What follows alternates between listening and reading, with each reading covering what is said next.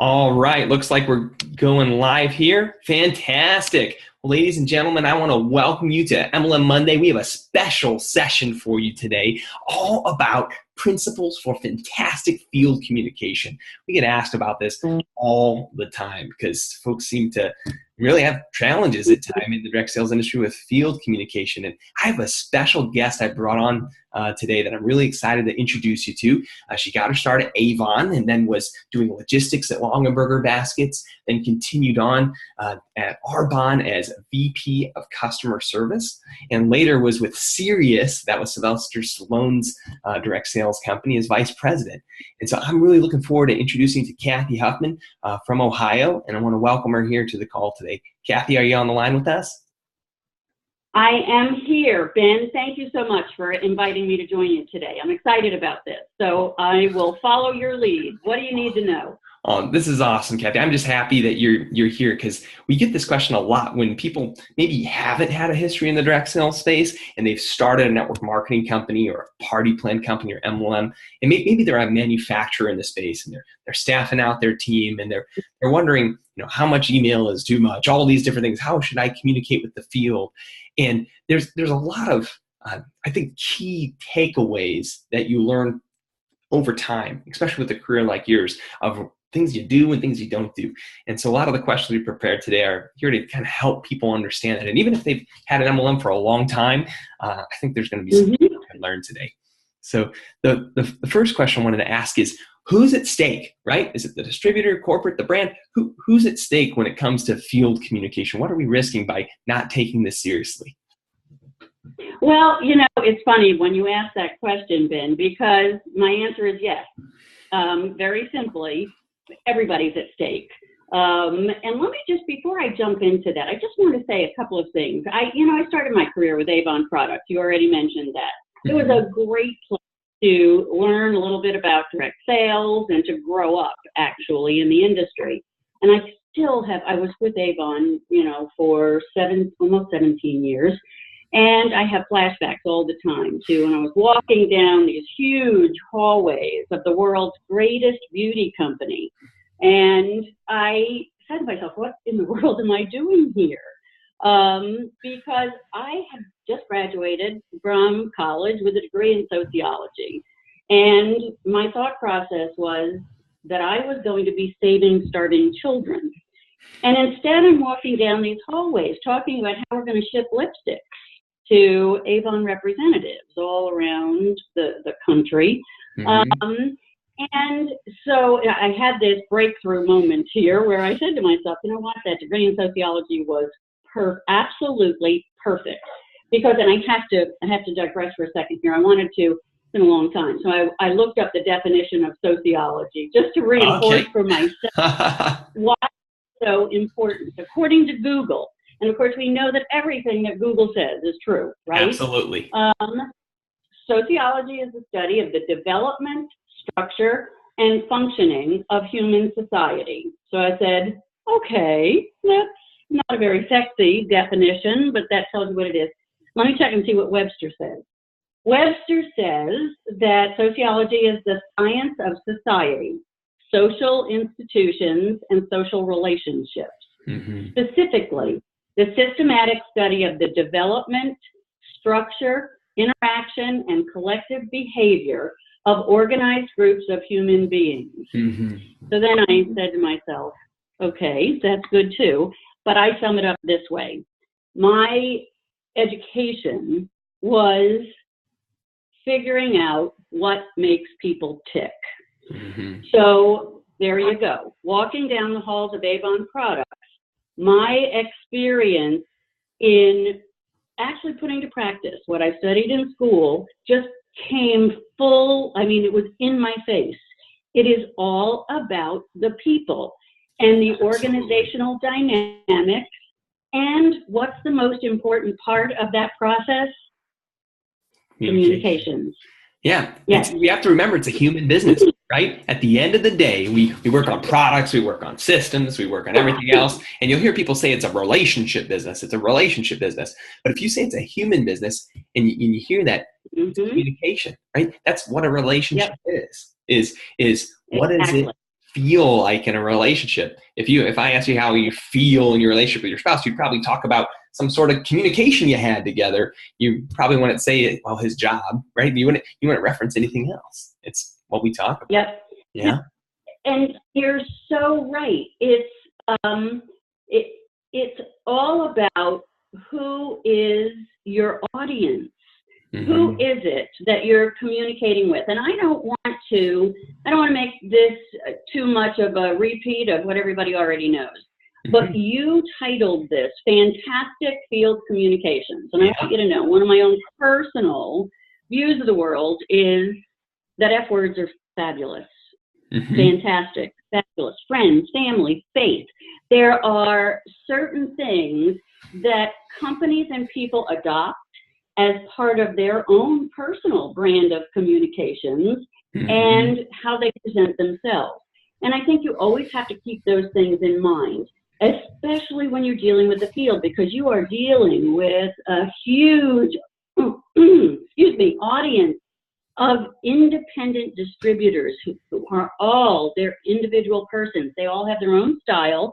They all have their own way of communicating.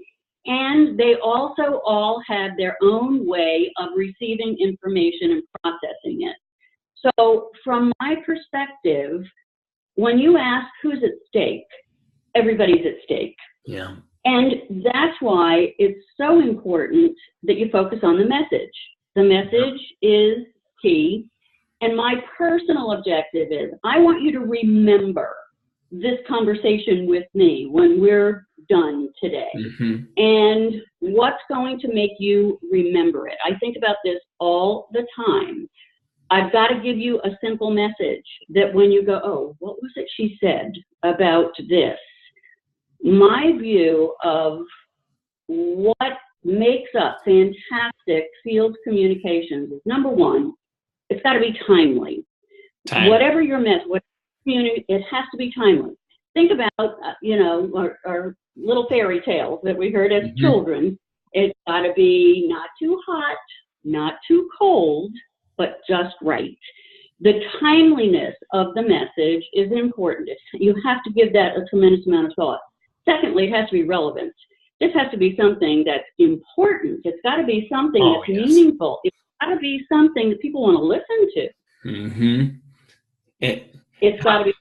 Now, that one moment on the relevant one, this is really important because I see this a lot. Yes. How many times have you seen a client, with other companies, I know you've done some consulting, or even myself, I've seen it where there may be something that's an announcement that should only go to maybe 2% of the members, and yet they email it out to the entire field, right? Mm-hmm. Maybe there's special, hey, 1 second, why didn't you just have customer service reach out to those 2% of the people and give them the information instead of filling up everyone else's email inbox with something that wasn't relevant to them?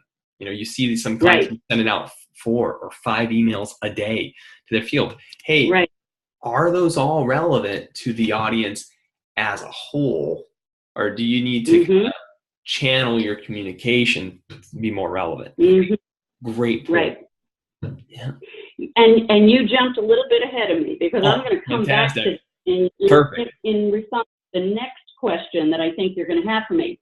But next to relevance is your message has to be understood. You have to you have to be careful that you're providing and this is a simple basic, everybody knows this, who, what, when, where, why, and how. That is so important that you think about that and that the message you're communicating addresses each one of those elements, because that's what's going to allow you to be certain that your message has been understood. Next, you've got it's got to be absolutely sincere. Your message has to be delivered from the heart, with sincerity. People have to believe that what you're telling them is real. It's important. Yep. And that comes from you. That comes from the person who's delivering the message. It has to come across in that way.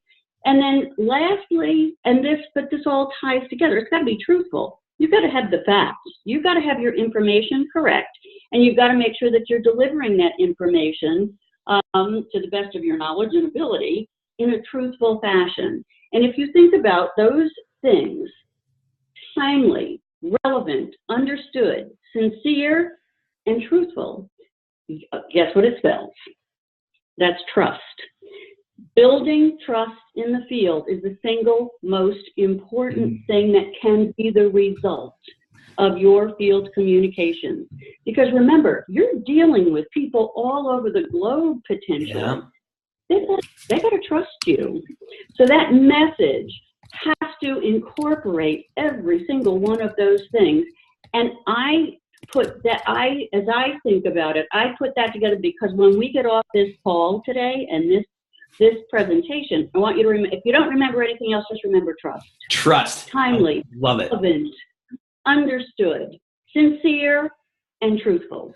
You know, this is great because we actually use that word all the time with clients. I don't use the acronym. I will now that I know it, but I use the word trust all the time because I say, hey, the way you said that, it's going to break trust with people. I say all the time, hey, if you frame it that way, you run the risk of breaking trust with some of your members. And so what are some of the things you've seen that have been pitfalls? Like if you were to say, hey, these are the top 3 pitfalls I see people make all the time, things that break trust that they do in field communication. The first thing is not doing what you say you're going to do. Mm-hmm. When you communicate, and I don't care whether this is to the field, to your internal corporate staff, to your employees out in the distribution center who are taking care to make sure that every single order is processed and shipped in a timely fashion, you have to absolutely make sure that when you tell them you're going to do something, you do it. And none of us are perfect. Sometimes stuff gets in the way and we're not able to do what we said we were going to do. So circle back. Here it is. It's time to communicate. What is the message that needs to be communicated? Is it timely? If this is an issue that happened 3 weeks ago, forget it. You missed your opportunity to communicate. If it's something that it may happen in the future, think about what's the right time to get that message out there. So the first pitfall is not doing what you say you're going to do. And then more importantly, not communicating it in the right time, in the right way, to the right people. I see that all the time. Before I interrupt because I gotta pause, and people have to hear that. You know what? The only human being that never communicates is a dead one, right? You gotta remember that. A corpse. They're a corpse, right? The only human being on the planet that doesn't communicate ever is a dead one. They're a corpse. You can be the most introverted, silent person. You still communicate when you want food. You want some water. You go and you order a meal, right? You go to the grocery store and you say, "Here, take my credit card," right? We all communicate no matter who we are, unless we're dead. And a business that doesn't communicate with their members ever, right? You're not top mind. You're not a part of their daily experience, and you're on your way to being dead because you look like you're dead, right? There you go. Wow. Man. Okay. Man. That's a very great picture. You got to think about it. Don't be a corpse, right? That's a pitfall, right? Absolutely. I think the next thing is, and you hit on this earlier, and I'm circling back to that, is the next big pitfall of major or any company is, especially in the direct selling space and network marketing, is not having a clear communications platform in terms of the organizational development. Remember why organizations developed levels? You've got the CEO, and then you got the C-level people, and then you got the VPs and all those things. All of that came to be to facilitate communications. You have to have a hierarchy in place that is used to get the right messages to the right people at the right time. You have to use your field leadership team. You have to invest in developing their leadership and gaining their trust because they're the most important communications vehicle that you have. So you have to identify. And too often, to your point, messages just go out via email or on Facebook or Twitter, wherever the case may be, without giving your field leadership team the respect and the trust that they can help you get the message out in the right way. So that's the second thing that sticks out in my mind that I've seen happen way too many times. That has to be a priority for every direct selling company. Think about how to use the leaders in your field sales organization. Thirdly, again, and this gets off, I don't want to go off in too many different directions, but it does come back to, again, focusing, and this is off this topic, and so I won't get into a lot of discussion about it, but it really is organizational development. It is, how are you training people? How are you building people? How are you putting people in the right places? What tools are you giving them so that they can be successful? Yeah, do they know how to communicate? That's right on target. Like, do your field leaders know what type of communication is acceptable? That comes back to your compliance guidelines and your culture of who you are. And you're right on, Kathy. Not only is it you having a clear communication plan so people know, hey, email is where the communication gets out, and every email will also be on the Facebook fan page. So they're in both places. They have a set plan of knowing, okay, I won't miss anything if I watch those two places, right? But telling your leaders, hey, this is how we share this, and this is how what we don't say, right? Hey, because the field can be feedback, right? They might see stuff that we don't see fast. Can help us out. Yeah, exactly. And there has to be, again, that's part of the organizational development side of this whole subject. And that, organizational development is important in any company. But when you're running an army of independent brand ambassadors who are out there, it is more important than ever that they be given the training and the development to become the leaders that they have the innate ability to do. They just need somebody to take them and show them the way. So as a company, you have to model the right kind of communications. When you communicate in the right way, your field organization, just by virtue of exposing them to it, will absorb, and that's part of the learning process. That doesn't take the place of providing leadership training and development, and that has to take place. There's so many different ways to do it now. You have to use all of them. I'm sorry, go ahead, Ken. This is perfect because you're going right to where we need to go in our session today for everyone who's watching. This is just so perfect. So like as Kathy finished the show today, we want to move to 3 principles that we need to keep in mind for powerful field communication. So we've learned trust. We've learned not to do, don't not keep your word with doing what you say you're going to do. Don't just go silent like a corpse. Don't not have a clear communication plan. But how do we actually, you just touched on training.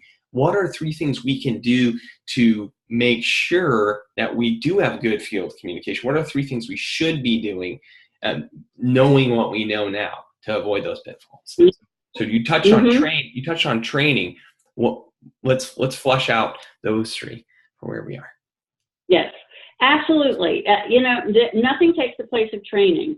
And that's what's made the direct selling industry great, because companies like Avon Products, who is one of the front runners, Avon's been around for 130 years. Now they may have some things that they're having to do to adjust nowadays and to be relevant, right? That's what it is at the end of the day, right? 130 years, the world was a bit of a different place, and here we are, 2017. You're seeing relevancy, yeah. Absolutely. It is again one of those areas where, from a communications perspective, and a company like Avon, and I can speak to this from my own personal experience, Avon invested heavily in training in the field, training inside, because you have to provide common ground for the field and your corporate staff.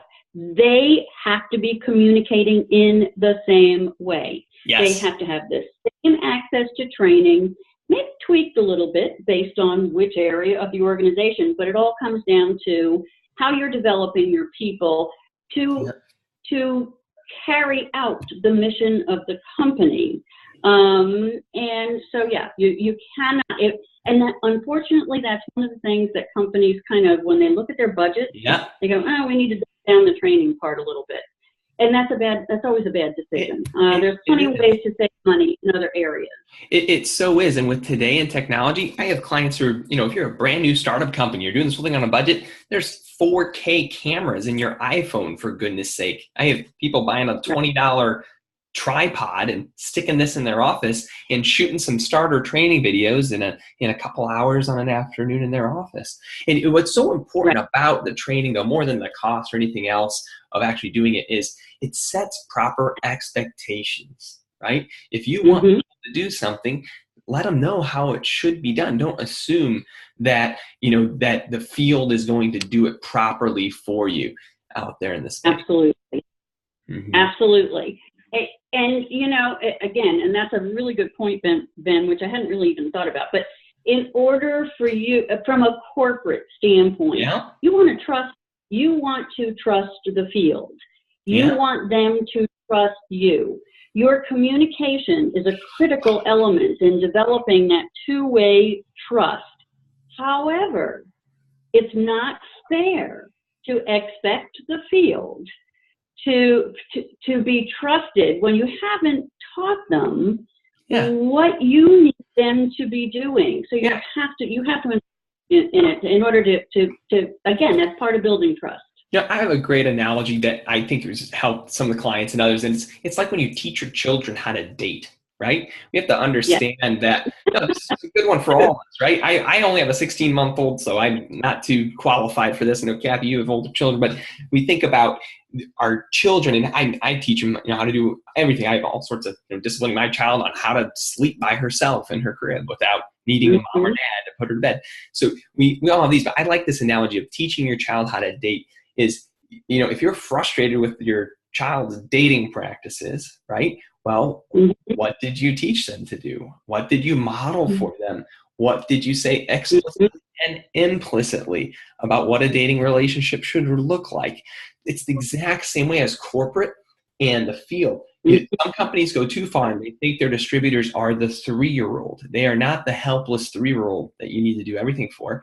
I need you to think about your distributors like the 21-year-old that's finishing college and is about to leave your home forever. Right? And you're setting them on their own path. They're independent, and you've set them up the best way you know how for success in the marketplace and in the world, right? And so take the info Kathy's given you today, folks, and set your distributors up for success that way.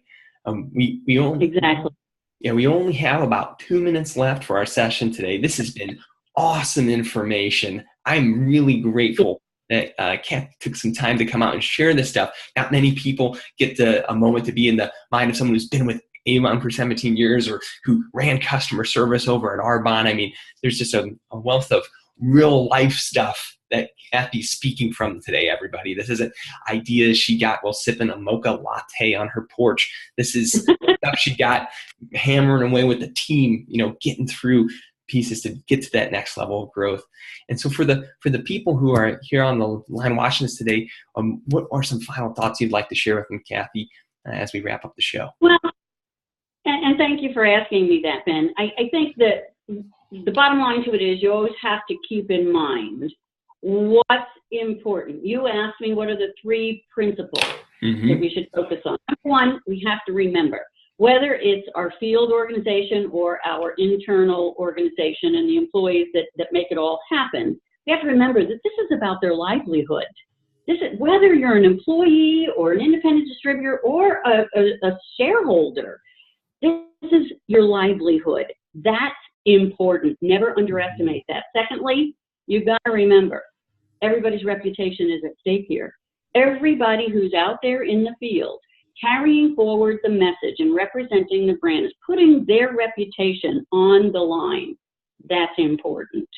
And that's why the message and how it's communicated using trust makes all the difference in the world and does make a huge difference in terms of the success of the organization. So Ben, thank you so much.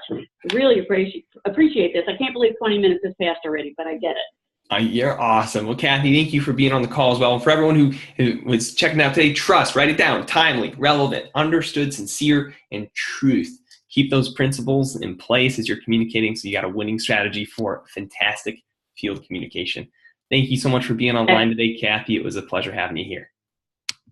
Thanks, Ben. Talk to you soon. All right, I'll see you soon. God bless.